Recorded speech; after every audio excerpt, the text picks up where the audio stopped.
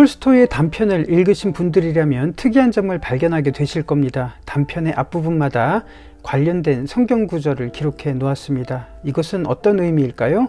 기독교란 신비의 종교가 아니라 새로운 생활의 이해이며 그리스도를 담는 것이 그 본질이라고 말했던 톨스토이에게 그리스도를 담는 구체적인 비결이 바로 성경의 구절에서 발견될 수 있다는 그런 의미겠죠. 하나님은 사랑이시다라는 말을 무척 많이 듣습니다. 그러나 우리가 그것을 공허하게 느끼는 이유는 그것이 현수막에 내걸린 구호로 끝나는 것일 뿐 구체적으로 우리의 삶에 나타나지 않기 때문입니다. 하나님을 아는 지식은 무척 소중합니다. 그래서 성경은 우리의 삶을 인도하는 지침이 됩니다. 그러나 그것이 공허한 외침에 그치지 않으려면 우리는 현실에 어떻게 구체적으로 반영되어야 하는지 끊임없이 고민하고 연구해야 되겠죠. 이런 지혜를 주는 아주 훌륭한 방법이 바로 성경을 묵상하고 난 이후에 문학과 예술로 표현을 했던 작가들의 작품이 아닐까 생각을 합니다.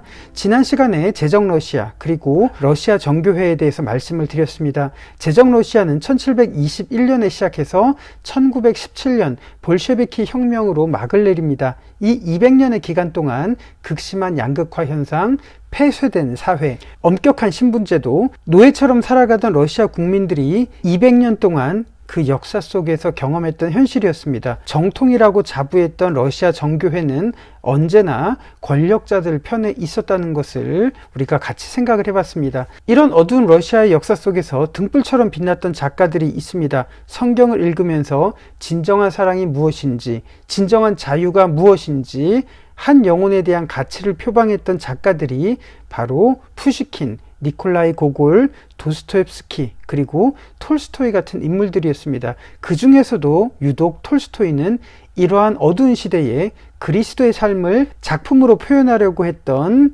그런 작가였습니다. 그래서 톨스토이의 작품으로부터 영향을 받았던 많은 예술가들이 탄생을 하게 된 겁니다. 그 중에 한 명이 바로 니콜라이 야로센코라는 화가입니다.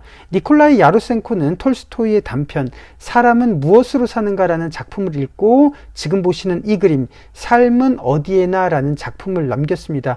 우선 야로센코의 이 그림을 이해하기 위해서는 반드시 러시아의 데카브리스트의 난을 이해해야 됩니다. 수많은 지식인들은 제정 러시아의 신분제 사회를 폐지하고 노예처럼 살아가던 농노들을 해방할 것을 요구했습니다. 그리고 1825년 12월에 반란을 일으켰던 러시아 지식인들을 가리켜서 데카브리스트라고 불렀고요. 이들이 일으킨 반란을 데카브리스트의 난이라고 말합니다. 그렇지만 이런 몸부림은 좌절됐고 여기에 가담한 수많은 사람들은 시베리아로 유형을 떠나게 됩니다. 그 이후에 사회적인 모순의 반기를 들었던 사람들은 시베리아로 유형을 떠나는 것이 반복이 됐는데요. 여러분들도 잘 아시는 도스토옙스키도 4년 동안 시베리아에 보내지기도 했습니다. 니콜라이 야로센코의 이 그림은 시베리아로 보내지는 어느 죄수를 그린 그림입니다. 이들은 단순한 범죄자나 악질적인 강도들이 아니라 이러한 사회의 개혁을 부르짖었던 지식인들입니다. 그러나 시베리아로 유형을 떠나면 적어도 25년 이상 혹독한 노동에 종사해야 됐기 때문에 이들의 미래는 절망 그 자체였습니다. 그래서 니콜라이 야로센코의 삶은 어디에나 라는 그림을 보시면 그들의 절망감을 우리들이 엿볼 수가 있습니다. 이 남자는 머리를 빡빡 민 채 절망의 땅 시베리아로 향하는 중입니다. 살아서 돌아올 기약이 없습니다. 그러나 그 가족은 남편 혼자 시베리아로 보낼 수가 없어서 지금 목숨을 걸고 함께 동행하고 있습니다. 그래서 이 아내의 얼굴에는 수심이 가득한 모습을 우리는 보게 되는 겁니다. 이 가족의 미래는 어떨까요? 시베리아로 가는 이 화물차는 지금 가니역에 멈춰 있습니다. 어린 꼬마는 과자 부스러기를 창 밖으로 던졌고 비둘기들이 그것을 먹으려고 몰려들었습니다. 이 꼬마가 가진 과자가 얼마나 될까요? 한 사람이 먹기에도 턱없이 부족한 양일 텐데 그것을 나눠준 꼬마 그리고 몰려든 비둘기 이 모습을 보면서 환하게 웃는 꼬마의 미소는 절망을 뚫고 사람들의 얼굴에도 지금 스며들어서 미소로 물들이고 있습니다. 그래서 이 그림은 무척 경이롭습니다. 우리의 행복은 환경의 지배를 받는 것이 아니라 오병이어 같은 작은 사랑의 손길로 인해서 바꿀 수 있다는 것을 화가는 그렇게 믿고 우리들에게 이 그림을 보여주고 있기 때문입니다. 이 그림은 아까도 말씀드렸듯이 톨스토이의 사람은 무엇으로 사는가 라는 작품에 영향을 받아서 그린 그림입니다. 톨스토이의 사람은 무엇으로 사는가, 그 앞에 요한 1서의 사랑과 관련된 구절들을 톨스토이는 기록해 두었습니다. 사도 요한이 사랑을 언급할 때 그 당시에는 영지주의, 이단들이 있어서 이들에 대항하기 위해서 사도 요한은 요한 1서라는 서신을 썼습니다. 영지주의란 어떤 신비로운 지식을 깨닫고 알아야 구원을 받는다고 가르쳤던 초대교회의 이단의 한 분파였습니다. 그러나 요한은 성령의 능력이라면 신비로운 지식이 아니라 온전한 사랑을 구체적으로 실천할 수 있는 힘이 있다는 것을 보여주기 위해서 요한 1서를 썼던 겁니다. 톨스토이가 말했던 것처럼 기독교는 신비의 종교가 아니라 그리스도를 닮아야 한다는 그 진심이 요한으로부터 발견되었던 것이죠. 요한은 영지주의자들을 대항하기 위해서 요한 1서를 썼고요. 톨스토이는 정통 러시아 교회를 대항하기 위해서 이 단편을 썼던 겁니다.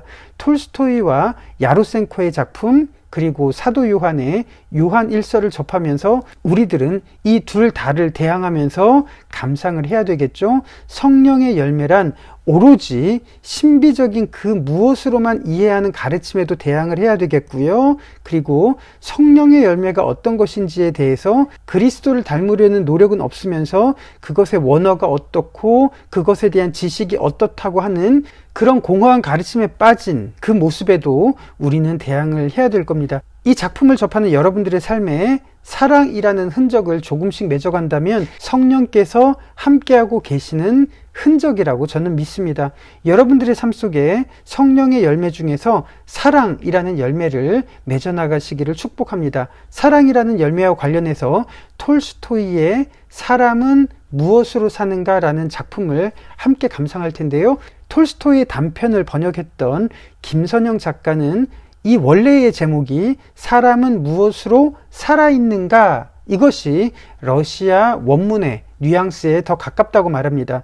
사람은 무엇으로 사는가와 사람은 무엇으로 살아있는가, 이 둘은 어떻게 느낌이 다르죠? 사람은 무엇으로 사는가 라는 문장에서는 사랑이 수단이나 방법과 관련된 뉘앙스라면 사람은 무엇으로 살아있는가 라는 문장에서는 지금 우리가 존재하는 근거가 사랑이고 우리가 살아가는 모든 방식이 바로 사랑이라는 포괄적인 의미를 나타내고 있습니다. 우리가 살아있고 존재하는 모든 것이 하나님의 사랑이죠. 그렇다면 우리가 이 세상에서 하나님 아버지를 드러내는 핵심이 바로 신비적인 방법이나 지식의 층위가 아니라 사랑을 통해서 가능하다는 그 진심이 톨스토이의 마음에서 엿보이게 되는 겁니다. 그렇다면 이제 톨스토이의 사람은 무엇으로 사는가라는 대표적인 단편을 함께 감상해 보도록 하겠습니다.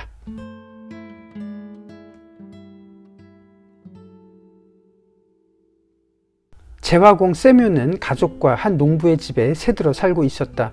형편이 어려워 신발 만드는 일로 겨우 생활을 이어갔다. 세뮨에겐 아내와 함께 입는 털 외투 하나가 있었는데 그것마저 너무 닳고 해진 상태였다. 그래서 양가죽을 사서 새 외투를 만들어야겠다고 생각했다. 가을이 되어 아주 적은 돈이 남아 모이게 되었다. 이 3루블에 농부들한테서 받을 5루블 20코페이카를 보태면 양가죽을 살 수 있어. 세뮨은 속옷 위에 아내의 무명 웃옷을 입고 그 위에 모직 외투를 걸치고 나무를 꺾어 지팡이를 만들고 아침을 먹은 후 마을로 출발했다. 농부의 집에 도착하자 농부의 아내가 지금은 돈이 없다고 다음 주에 주겠다고 했다. 다른 농부도 하늘에 맹세코 돈이 없다고 했다. 그러면서 부츠 수선비로 20코페이카를 건넸다. 세뮨은 할 수 없이 외상으로 가죽을 사려고 했지만 가죽 장수는 그를 믿어주지 않았다. 울적해진 그는 20코페이카로 술을 마셨고 가죽은 구하지 못한 채 집으로 향했다. 한 손으로는 지팡이를 땅에 두드리며 또 한 손으론 수선 맡은 부츠를 흔들어대며 혼잣말로 중얼거렸다. 털 외투는 없어도 돼. 술을 마셨더니 몸에서 열이 나네. 그래, 난 털 외투가 없어도 괜찮아. 아내는 무척 속상하겠지만. 이놈들이 돈도 안 주고 날 업신여기다니. 너희는 빵도 직접 만들어 먹지만 난 다 사 먹어야 돼. 어서 내 돈 내놔. 길을 가던 재화공이 길 모퉁이의 작은 예배당에 다다랐다. 그런데 예배당 옆에 알몸으로 기대어 앉은 사람이 보였다. 세뮤는 덜컥 겁이 났다. 누가 사람을 죽여서 여기에 버렸나 봐. 괜히 가까이 갔다가 나도 나쁜 일을 당할 수 있어. 저 사람이 아직 살아있다 해도 알몸이잖아? 내 옷을 벗어줄 수도 없고. 나들 어쩌라고. 그냥 가자. 세뮤는 걸음을 재촉했다. 하지만 이내 양심의 가책을 느끼고는 그 사람에게 되돌아갔다. 이 사람이 화를 당해서 죽어가는데 겁먹고 도망치다니. 내가 무슨 부자라도 돼? 빼앗길 물건이라도 있어? 이건 옳지 않아. 그 사람은 건강한 젊은이였고 몸은 맞은 흔적 없이 깨끗했다. 하지만 추위에 얼고 겁을 먹어 꼼짝도 하지 않았다. 세뮤는 그에게 다가가 외투를 벗으며 말했다. 동생, 얼른 이거 입어. 얼른. 자, 이 부츠도 신고. 그러자 그가 정신을 차린 듯 고개를 들고 세뮤를 쳐다봤다. 세뮤는 그 눈빛에 이 사람이 좋아졌다. 세뮤이 그를 데리고 집으로 가며 물었다. 동생은 어디서 왔어? 어쩌다 이렇게 됐어? 사람들한테 해코지 당한 거야? 아니에요. 하나님께 벌을 받은 거예요. 그래, 그럴 수 있지. 어쨌든 우리 집에 가서 몸 좀 추슬러. 세뮤는 아내 마트리오나를 떠올리자 서글퍼졌다. 가죽도 못 사고 웬 낯선 사람까지 집에 데려가니 아내가 화낼 게 뻔했다. 하지만 예배당 앞에서 나그네가 자신을 바라본 눈빛이 떠오르자 걱정은 사라지고 가슴이 기뻐 뛰었다. 집안일을 마친 마트리오나는 남편의 속옷을 깁기 시작했다. 새 외투를 만들 생각에 마음이 들떴지만 한편으론 남편이 가죽 장수에게 속지는 않았을지, 어디서 또 술을 마시고 있진 않을지 걱정됐다. 그때 현관에서 소리가 났다. 나가보니 세뮤이 술기운을 풍기며 빈손으로 들어왔고 옆엔 웬 낯선 사람이 자기들의 외투를 걸치고 있었다. 마트리오나는 남편이 태연하게 저녁상을 차리라고 하자 화가 솟구쳤다. 술꾼들한테 내줄 저녁은 없어. 이 벌거숭이는 누구야? 양가죽은 어쩌고 이런 뜨내기를 데려와. 돈은 어쨌어? 그 돈을 정말 술로 다 날렸어? 말 조심해 마트리오나. 돈은 여기 있어. 농부들한테 돈을 못 받아서 가죽을 못 샀어. 세뮤는 어디서 어떻게 나그네를 만났는지 아내에게 이야기했다. 마트리오나는 한바탕 욕을 퍼붓고 싶었지만 고개를 숙인 채 꼼짝없이 앉아있는 나그네를 보고는 입을 다물었다. 세뮤이 말했다. 하나님이 날 이 사람한테 보내셨으니 망정이지. 안 그럼 얼어 죽었을 거야 마트리오나. 당신 마음속엔 하나님이 안 계셔? 이 말을 들은 마트리오나는 다시 나그네를 쳐다봤고 이내 치근한 마음이 들며 나그네가 좋아졌다. 그러자 갑자기 나그네도 고개를 들더니 그녀를 향해 미소를 지었다. 마트리오나는 마지막 남은 빵으로 저녁을 차리고 나그네에게 입을 옷도 건넸다. 한편 내일 먹을 빵이 없다는 생각에 슬퍼졌다. 하지만 나그네가 미소 지었던 걸 떠올리자 가슴이 기뻐 뛰었다. 잠자리에 누운 부부는 짧은 대화를 나눴다. 아내가 말했다. 내일 먹을 빵이 없어. 옆집 아줌마한테 부탁할까봐. 걱정 마. 어떻게든 먹고 살아. 그러자 아내가 말했다. 우리는 이렇게 베푸는데 왜 우리한테는 아무도 안 베풀까? 세뮤는 무슨 말을 해야 할지 몰라서 그만 얘기해 라고 하고는 잠을 청했다. 다음날 아침 세뮤는 나그네와 이야기를 나누며 그의 이름이 미하일이란 걸 알게 됐다. 갈 곳이 없는 미하일은 세뮤의 집에 머물며 신발 만드는 법을 배우기로 했다. 그는 무엇을 가르쳐주든 금세 배웠고 사흘째부터는 신발을 만들 수 있게 됐다. 미하일은 열심히 일했으며 일이 없을 땐 조용히 위만 올려다봤다. 말수도 적고 웃지도 않았다. 그런데 그의 솜씨가 얼마나 좋은지 곧 칭찬이 두루 퍼졌고 세뮤네 집에서 신발을 맞추는 사람이 늘어났다. 세뮤는 미하일 덕분에 수입이 늘기 시작했다. 어느 겨울날 삼두마차가 세뮤네 집 앞에 멈춰 서더니 비대한 몸집의 귀족이 마부의 시종을 받으며 마차에서 내렸다. 귀족이 아주 비싼 독일제 가죽을 세뮤에게 건네며 말했다. 이 가죽으로 내 발에 맞는 부츠를 만들어봐.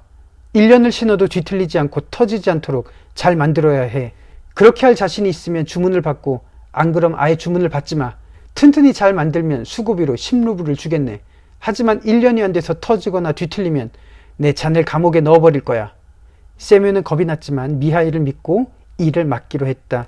귀족의 치수를 재던 세뮤이 미하일을 돌아봤다. 그런데 미하일이 귀족이 앉은 방구석을 물끄러미 보더니 갑자기 활짝 미소 지었다. 귀족이 떠나자 미하일은 귀족의 치수를 받아 신발을 만들기 시작했다. 가죽을 2겹으로 접어서 둥그렇게 자르고 실 한 가닥으로 꿰맸다. 세참 무렵이 되어 신발이 완성됐다. 그런데 부츠가 아니라 실내화였다. 세면은 아연실색하며 미하일을 야단쳤다. 그동안 실수 한 번 안 하던 자네가 웬일이야? 귀족이 부츠를 주문했잖아. 이 비싼 가죽을 망치다니 날 죽일 셈이야? 그때 아까 그 귀족의 하인이 세면의 집으로 급히 들어왔다. 주인이 집으로 가는 길에 마차 안에서 죽었다며 부츠는 필요 없으니 그 가죽으로 고인에게 신길 실내화를 만들어 달라고 했다. 그러자 미하일은 이미 만들어 놓은 실내화를 하인에게 건넸다. 시간이 흘러 미하일은 벌써 6년째 세면의 집에서 살았다.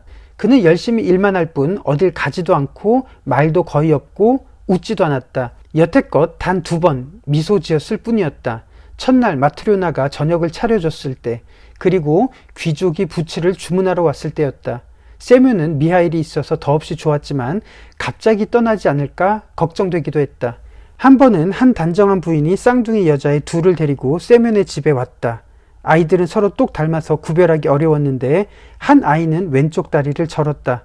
여자는 아이들에게 신길 구두를 주문했다. 그런데 미하일이 하던 일을 멈추고 2 아이를 뚫어져라 쳐다봤다. 세면은 그런 미하일을 보며 깜짝 놀랐다. 쌍둥이 애들이 아주 귀엽고 예쁘지만 미하일이 왜 일도 안 하고 애들만 보고 있는지 이해할 수 없었다. 세면이 아이의 발치수를 재며 물었다. 근데 이 애는 어쩌다 발이 이렇게 뒤틀리게 됐어요? 그러자 여자가 자신의 이야기를 들려주기 시작했다. 그 아이들은 그녀의 친자식이 아니라 이웃집 아이들이었다. 쌍둥이 아버지는 숲에서 일하다 나무에 깔려 죽었고 어머니도 쌍둥이를 출산한 직후 죽었다. 그러자 마을 사람들과 의논한 끝에 아기를 낳은 지 얼마 안 된 그녀가 쌍둥이를 맡기로 한 것이다. 여자는 그렇게 아이 셋을 젖먹이기 시작했다. 하나님의 은혜로 풍족한 환경에서 아이 셋을 키웠으나 정작 친아들은 2살이 안 되어 세상을 떠났다. 그리고 더는 하나님이 그녀에게 아이를 주지 않으셨다. 이 애들마저 없었다면 저는 정말 힘들었을 거예요. 제겐 더없이 사랑스럽고 귀한 애들이에요. 여자가 절름발이 아이를 꼭 끌어안고 눈물을 훔치며 말했다. 그러자 조용히 듣고 있던 마트료나가 말했다. 괜히 그런 속담이 있는 게 아니네요. 사람이 아버지 어머니 없이 살 수는 있어도 하나님 없이는 못 산다고 하잖아요. 세면과 마트료나는 여자와 쌍둥이 소녀들을 배웅하고 미하일을 돌아봤다. 미하일은 2 손을 무릎 위에 올리고 앉아서 위를 올려다보며 미소 짓고 있었다. 세면이 미하일에게 다가와 말했다. 자네 오늘따라 정말 왜 그래? 그러자 미하일이 일어나서 주인 내외에게 인사하며 말했다. 이제 떠날 때가 된 것 같아요. 하나님이 절 용서하셨으니 당신들도 용서해 주세요. 순간 미하일에게서 빛이 났다. 더욱 궁금해진 세면이 다시 물었다. 자네는 평범한 사람이 아니야. 언제까지 붙잡아 둘 순 없겠지. 한 가지만 말해줘. 여태까지 자네가 웃은 건 딱 3번뿐이었네. 처음에 마트료나가 저녁을 차려줬을 때, 그리고 귀족이 부츠를 주문했을 때, 그리고 오늘 쌍둥이랑 여자가 왔을 때. 게다가 지금은 몸에서 빛이 나고 있어. 왜 그런 건가? 왜 3번 웃은 거야? 그러자 미하일이 사실대로 이야기해줬다. 그는 원래 하늘의 천사였는데 여자의 영혼을 데려오라는 하나님의 명령을 받았다. 그 여자의 남편은 며칠 전 죽었고 돌봐주는 사람도 없이 집에서 혼자 쌍둥이를 낳은 상태였다. 그런데 천사가 자신을 데리러 오자 애원했다. 아이들이 고아가 되면 어떻게 살 수 있겠냐는 말에 천사는 그녀의 영혼을 취하지 않고 하늘로 올라갔다. 그러자 하나님께서 천사에게 명령하셨다. 어서 가서 산모의 영혼을 취하고 3가지를 알아내거라. 사람들 속에 무엇이 있는지, 사람들에게 무엇이 주어지지 않았는지, 그리고 사람들이 무엇으로 인해 살아있는지 다 알아내거든 하늘로 돌아오거라. 천사는 다시 땅으로 내려와 여자의 영혼을 취했다. 그러자 여자의 몸이 쓰러졌고 한 아이를 덮쳐서 발이 비틀어졌다. 천사는 영혼을 가져가려고 마을 위로 날아올랐으나 바람에 날개가 꺾이고 떨어져 나갔다. 그는 사람이 되어 추위와 배고픔에 떨다가 예배당을 발견했다. 하지만 예배당은 잠겨 있었고 그는 알몸으로 예배당 옆에 앉아 있었다. 미하일이 그때를 떠올리며 말했다. 그런데 당신은 혼잣말로 어떻게 먹고 살지, 추운 겨울에 뭘 입을지 걱정하는 소리가 들렸어요. 나를 발견하고도 그냥 지나가는 당신의 얼굴에서 죽음의 기운이 보였어요. 그래서 난 도움을 받지 못할 거라고 생각했죠. 그런데 당신이 돌아와서 내게 옷을 입히고 같이 집으로 가자고 했어요. 당신의 얼굴엔 아까와 달리 생기가 돌고 하나님의 모습이 보였어요. 집으로 오자 마트료나가 험한 말을 했지요.